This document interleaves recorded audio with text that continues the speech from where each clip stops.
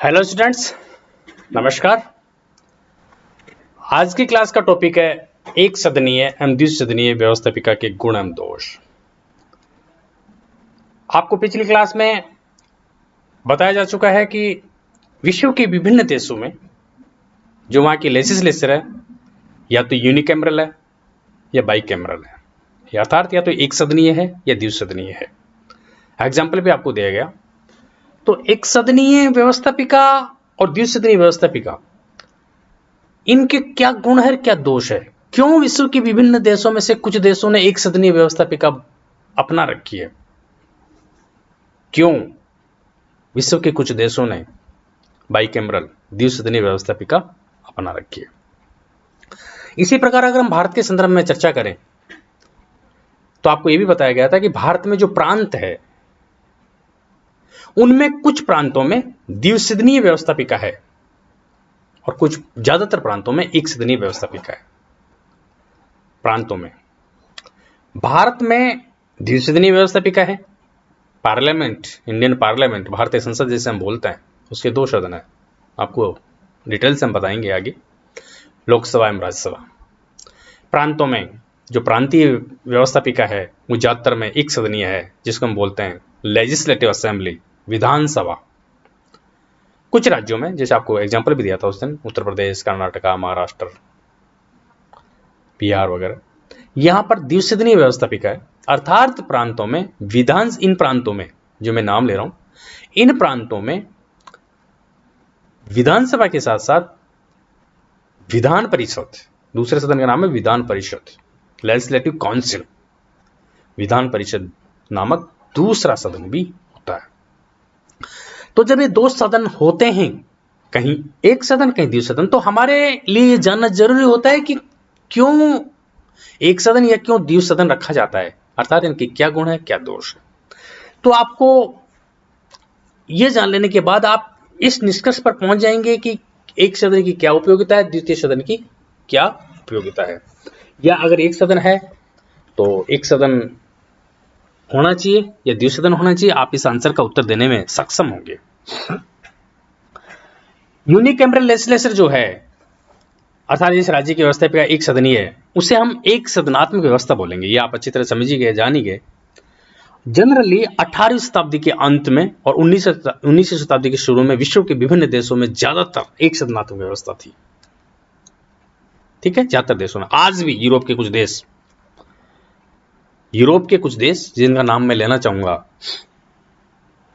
यूनान, बल्गारिया, यहां केवल एक सदनात्मक व्यवस्था है।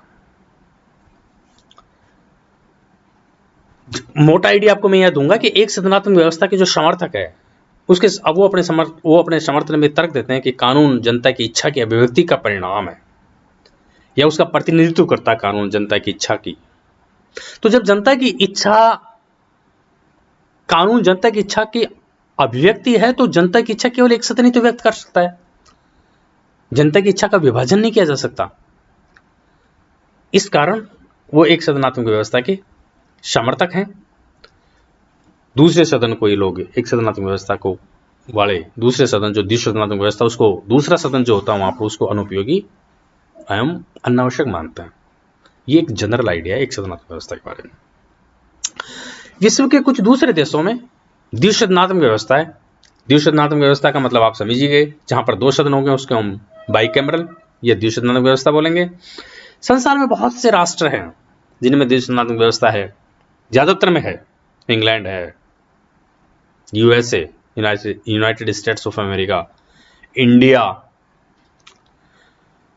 Australia, Canada. यहां पर बाइकैमरल लेजिस्लेचर है, द्विसदनात्मक व्यवस्था है।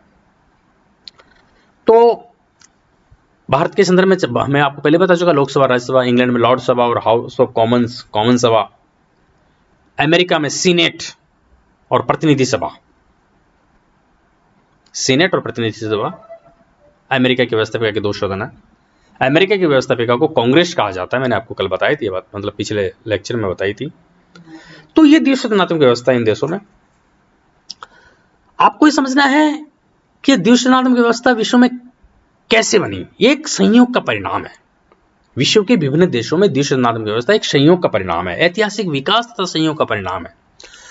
आपको पहले की क्लास में बताया जा चुका है कि ब्रिटेन को व्यवस्थापिका की जननी कहा जाता है, अर्थात लेजिस्लेचर सिस्टम का जो जनक है वो ब्रिटेन माना जाता है। तो एक संवैधानिक विकास का परिणाम है द्विसदनात्मक व्यवस्था। ब्रिटेन की संसद को सबसे प्राचीन संसद माना जाता है, जो वहां की पार्लियामेंट है उसको। तो एक परंपरा के अनुसार वहां द्वितीय सदन आ गया, लॉर्ड सभा, जो वंशानुगत तरीके से उसके सदस्य आते हैं। प्रोफेसर लॉस्की ने क्या कहा कि यह केवल ऐतिहासिक संयोग की बात है कि इंग्लैंड की व्यवस्थापिका द्विसदनात्मक थी और उसी का अनुसरण अन्य देशों ने किया। इंग्लैंड का अनुसरण अन्य देशों ने किया और वहां एक संयोग से द्वितीय सदन बन गया। आज इस पर बहस होती है कि विश्व के विभिन्न देशों में द्वितीय सदन होना चाहिए या नहीं होना चाहिए। तो ये बात, इस निष्कर्ष पर जाने के लिए हमें उसके गुण दोषों को देखना पड़ेगा। प्रोफेसर विलोबी ने लिखा कि अगर ब्रिटेन की संसद द्विसदनात्मक नहीं होती तो संसार के अन्य विधानमंडल भी द्विसदनात्मक नहीं होते, क्योंकि विश्व के विभिन्न देशों ने अनुसरण किया ब्रिटेन का। तो ब्रिटेन का अनुसरण करने के कारण हम ये कहते हैं कि वहां ऐतिहासिक संयोग का परिणाम है ये। ठीक है, जहां पर द्विसदनात्मक व्यवस्था होगी वहां ज्यादातर देशों में दो सदन होंगे, एक अपर हाउस, उच्च सदन जिसको बोलेंगे, दूसरा सदन अपर हाउस, सेकंड चैम्बर, दूसरा सदन, और जो एक सदन होगा उसको बोलेंगे लोअर हाउस, निम्न सदन, फर्स्ट चैम्बर।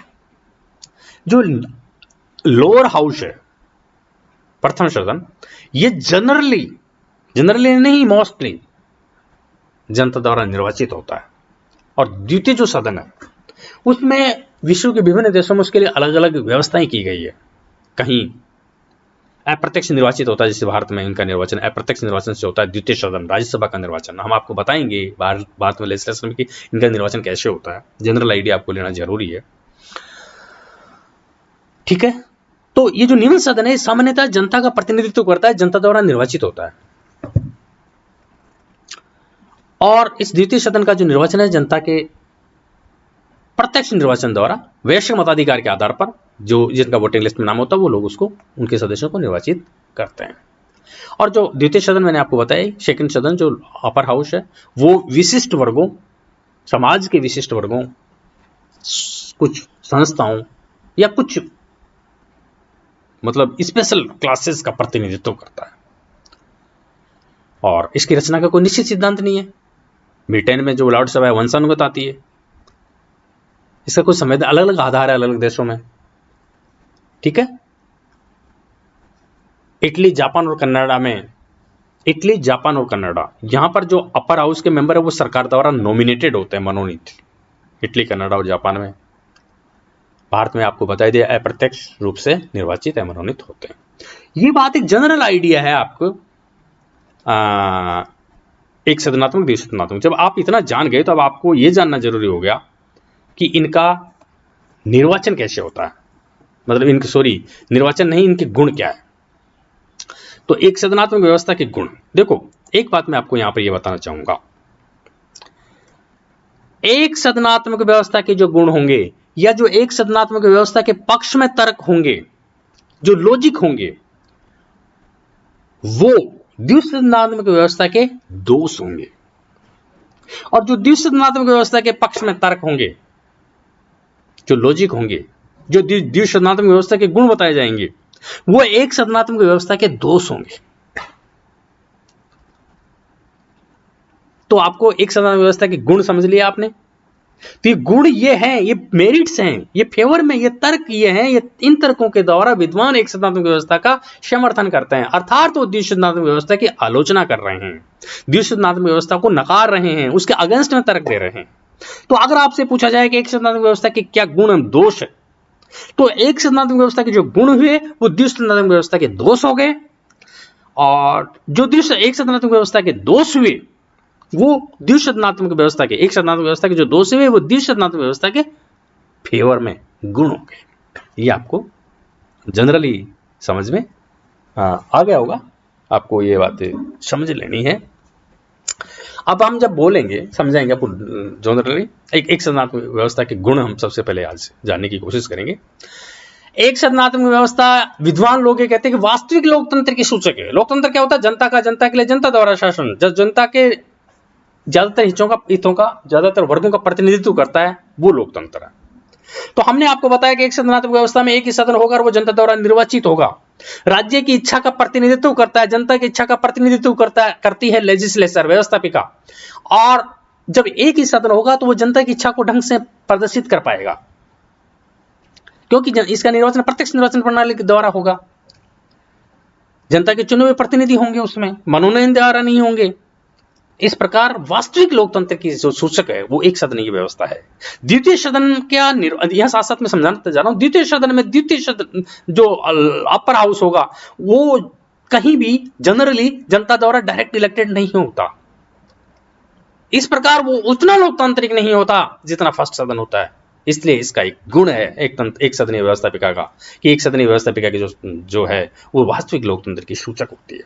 दूसरा इसका गुण है अनावश्यक रूढ़िवादी प्रक्रियाओं को स्थान नहीं।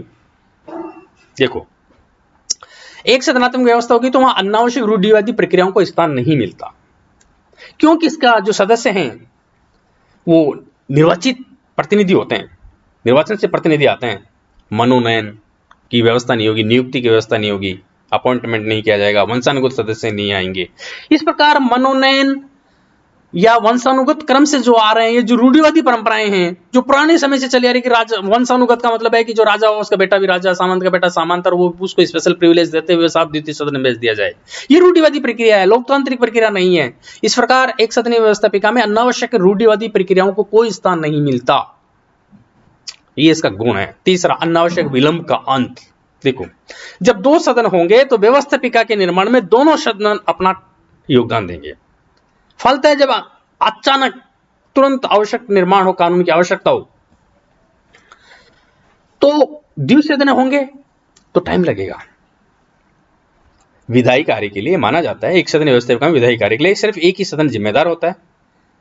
प्रक्रिया मतलब एक सदन होगा तो एक ही सदन कानून बनाएगा, प्रक्रिया तीव्रता से निपटेगी। जब एक आदमी काम करेगा, दो आदमी काम करेंगे तो दोनों में कोऑर्डिनेशन बिठाना, दोनों की राय जानना, ये बड़ा टेढ़ा होता है। एक सदन होगा तो ये डेफिनेटली अनावश्यक विलंब नहीं होगा, तुरंत विधान निर्माण होगा। तो अनावश्यक विलंब का अंत होता है, ये गुण है एक सदनीय व्यवस्थापिका के। और ये सारे द्विसदनीय व्यवस्थापिका के दोष के रूप में भी आएंगे, देखना आगे। अपव्यय नहीं होता, ये तो सिंपल सी बात है कि एक सदनात्मक व्यवस्था होगी तो अपव्यय, अधिक खर्चीली नहीं होगी, क्योंकि सदस्य कम होंगे। द्वितीय सदन होने से सदस्यों की संख्या बढ़ जाएगी, तो उन पर जो खर्चा होगा, सेशन चलेगा उसका खर्चा, जब सत्र चलते हैं तो उसमें जो खर्चा होता है, उन सदस्यों को जो सुविधाएं सरकार देगी, वो सब बच जाएगा ना खर्चा। लोग कम होंगे तो खर्चा बच जाएगा। तो एक सदनात्मक व्यवस्था में अपव्यय नहीं होता, ठीक है। मतलब इस सदस्यों के जो खर्चे होंगे, सदन के खर्चे होंगे, वेतन भत्ते जो उनको मिलेंगे, जो उनको सुविधाएं मिलेगी सरकारी, वो वहन नहीं करनी पड़ेगी। और जब वो वहन नहीं होंगे तो अपव्यय नहीं होगा। अगला फायदा, अनावश्यक संघर्ष की आशंका नहीं होती। ये आशंका में आपके ऊपर जो बिंदी लगी है रॉन्ग लिखा हुआ, आप इसको सही कर लेना। अनावश्यक संघर्ष की आशंका नहीं, एक सदनात्मक व्यवस्था में अनावश्यक संघर्ष की आशंका नहीं होती, क्योंकि अनावश्यक संघर्ष कहां होता है, कभी कभी जो निम्न सदन है उसमें एक दल की सरकार होती है, एक पार्टी की। जैसे भारत के संदर्भ में हम देखें कि लोकसभा में हो सकता है कि पर्टिकुलर एक पार्टी की सरकार हो, दल का बहुमत हो एक पार्टी का और उस पार्टी की सरकार हो। लोकसभा में हो सकता है भारत के संदर्भ में देखें बीजेपी का बहुमत और बीजेपी की सरकार हो, या उसके अलायंसेस का हो, या कांग्रेस पार्टी का बहुमत हो और उसके जो साथी उनका बहुमत हो। तो लोकसभा में जब एक पर्टिकुलर पार्टी या उसके ग्रुप के सदस्य हैं, वो कानून बनाना चाह रहे हैं, लेकिन राज्यसभा में विपक्षी पार्टियों का बहुमत हो, तो दोनों सदन एक होंगे ही नहीं, आपस में खींचतान मची रहेगी। अगर कोई विधान बनाने के लिए एक पारित हो गया है लोकसभा से, तो राज्यसभा वाले उसको पारित नहीं करेंगे, रोक लेंगे। इस प्रकार अनावश्यक संघर्ष होगा। हालांकि उसमें संविधान में प्रोविजन किया गया है जॉइंट सेशन का, कई बातें हैं, लेकिन अनावश्यक संघर्ष की आशंका रहती है, एक सदन और दूसरे सदन के बीच मतभेद होने की संभावना रहती है।